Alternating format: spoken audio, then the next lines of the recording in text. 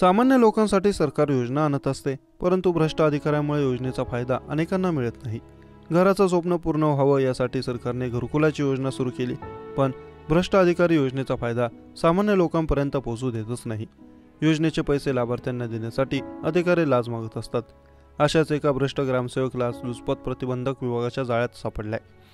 शहापूर तालुक्यातील वीरस्कोळ गावात ही घटना उघडकीस आली आहे।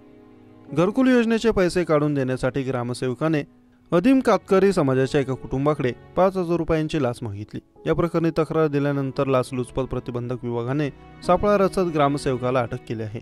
ग्रामसेवक सुरेश राठोड असं लाचखोर अधिकाऱ्याचं नाव। ग्रामसेवक सुरेश राठोडने वरस्कोळ गावातील रहिवासी कातकरी समाजाचे पप्पू शंकर वाघ यांच्याकडून लाच मागितली होती। पप्पू शंकर वाघ यांना शासनाच्या योजनेतून घरकुल मंजूर झालं। पप्पू वाघ यांनी घरकुल योजनेला लागणारे दगड, विटा, सिमेंट व रेती मागवली होती।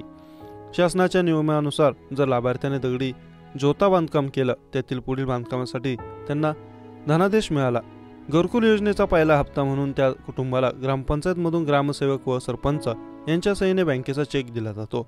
हा चेक देण्यासाठी ग्रामसेवकाने त्यांच्याकडे 5,000 रुपयांची लाच मागितली। नंतर त्यात तडजोड करत 3,000 रुपये चेकसाठी द्यायचे हे ठरलं, परंतु पप्पू वाघ यांनी त्याची तक्रार लाचलुचपत प्रतिबंधक विभागाकडे केली। त्यानंतर अधिकाऱ्यांनी या ग्रामसेवकाला अटक केली।